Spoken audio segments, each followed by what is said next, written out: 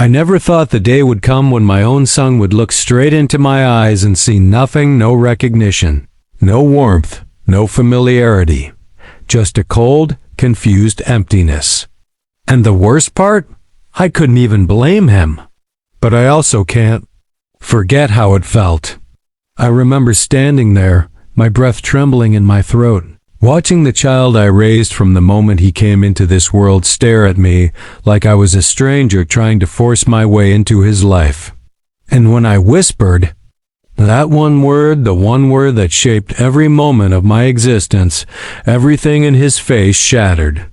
I still don't know if I did the right thing by telling him the truth months before that moment, and sometimes I replay it all in my head again and again, wondering, was I wrong for what I did?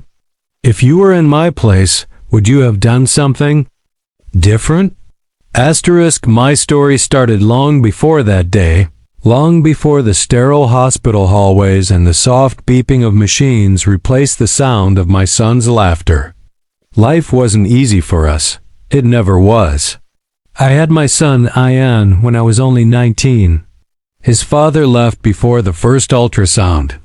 I raised Ian alone, juggling 2 part-time jobs, late nights, cheap tea, and the kind of exhaustion that makes your bones feel hollow.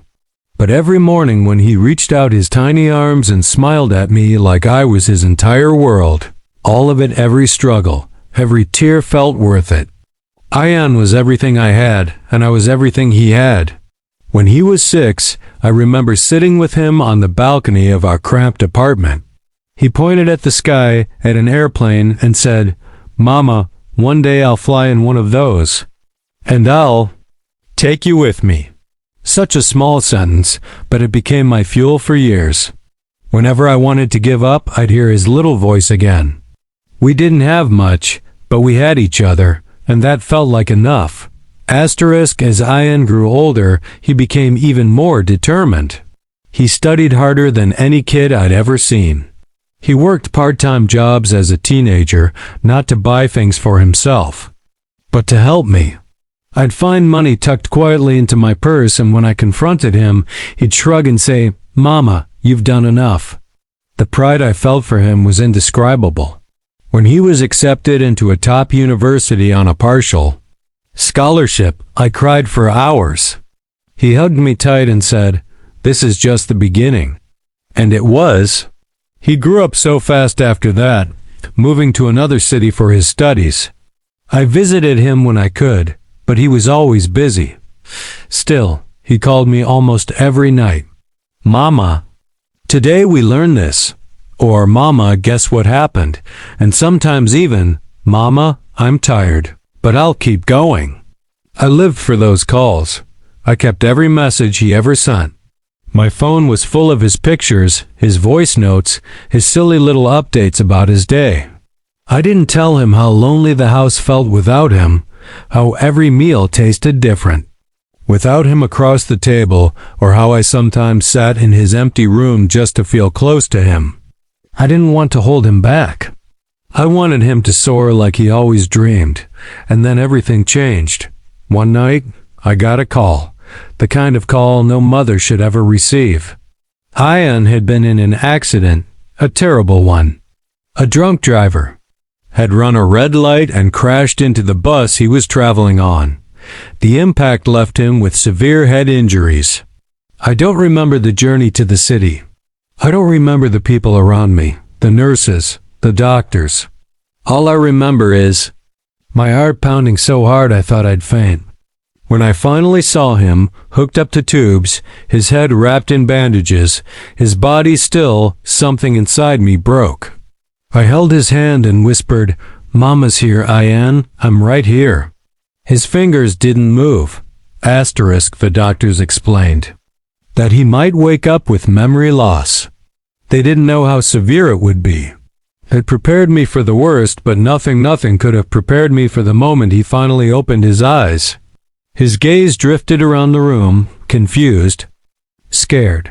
When his eyes landed on me, I smiled through tears and said, "Ian." "It's me," he stared, his eyebrows pulled together. His lips parted slightly, and then he asked the words that stabbed straight through my soul. "Who? Are you?" I thought I misheard him. I stepped closer. "Lion, baby, it's Mama." He shook his head slowly, blinking like he was trying to force recognition into existence. I don't know you." My legs felt weak beneath me. I swallowed the cry rising in my throat. I didn't want to scare him. I didn't want to pressure him. The doctor stepped in, softly explaining that memory loss was normal. But hearing, it didn't make it hurt any less. I watched my son look at me like I was nothing more than a stranger standing too close. Still, I didn't give up. I stayed by his side every day. I brought pictures, stories, memories. I reminded him of the balcony, of the airplane, of the nights we stayed up talking about his dreams. But every time, he just listened politely, like someone hearing a nice story about people they never met. His eyes remained distant. He didn't call me Mama. He didn't even call me by my name. He addressed me as ma'am or sometimes her. Every night I cried silently, not wanting to break in front of him. I prayed, begged, bargained, "Please, God, give me my son back." Months passed. He improved physically, but his memory stayed blurry. The doctors suggested I step back slightly. They said maybe my constant presence overwhelmed him, that my sadness might be affecting him.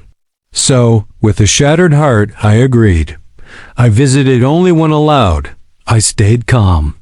I kept smiling. But every time he looked at me with confusion or mild discomfort, something in me tore a little more. Then came the day that changed everything. But before I tell you what happened, I want you to stop for a second and really think about the situation. Imagine your own child, the one you held, fed, raised, protected, looking at you with eyes that don't even recognize your existence. Imagine standing in front of the one person you die for, only to realize they don't remember you remember you at all. Tell me, honestly, what would you have done? Would you keep fighting for their memory, or would you let them create a new life without the pressure of remembering you? Before I go further, comment what you would have done in my place, because at that point, I genuinely didn't know if I was healing him or hurting him. Ian had been moved to a rehabilitation center, a place with gardens, calm music, gentle therapy sessions. I visited him on weekends. One particular day, the sky was gray. The air smelled like rain, and I remember feeling unusually nervous.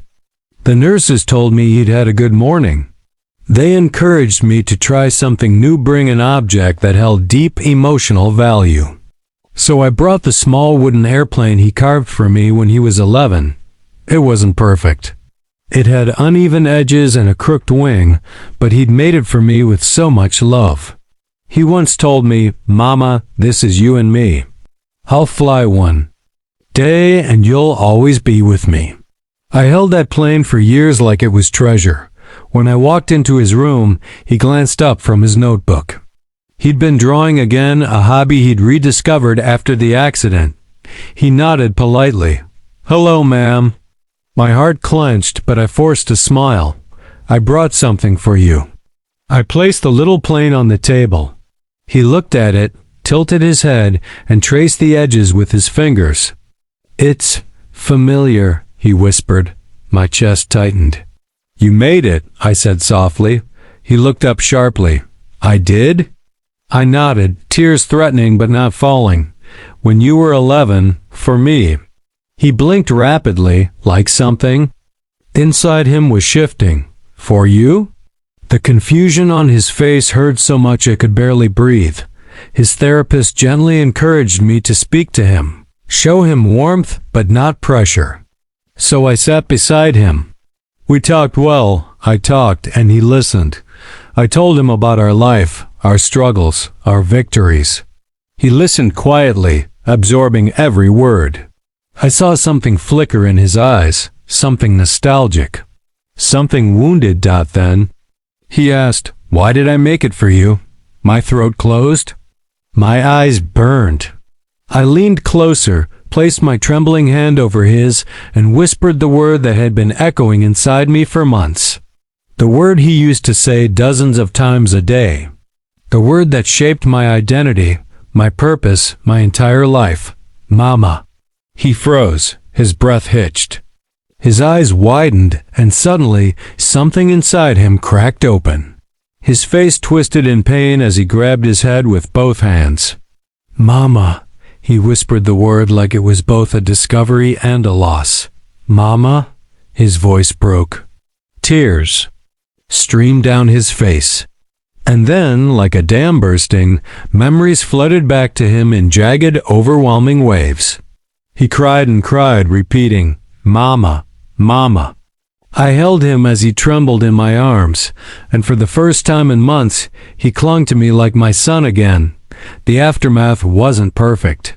His memories came back in pieces, some bright, some foggy, some missing entirely, but he remembered enough. He remembered me. He remembered us. The road to recovery was long, painful, and full of moments where he struggled to accept the gaps in his past.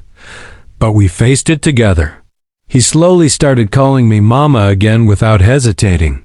He'd look at me sometimes with guilt, apologizing for something he had no control over. I told him he owed me nothing. I told him memory or no memory, he was my son, and that would never change. Life is different now. He's still healing, still rebuilding parts of himself. But he's alive. He's here. And he knows who I am. That's all I ever prayed for. If, you've listened this far, thank you, truly. If you were on my side, if you felt my pain even a little, like this video, subscribe for more stories like this. And please, share your thoughts in the comments. What would you have done and how? Would you handle it if someone you loved forgot you completely? I'll see you all in the next story.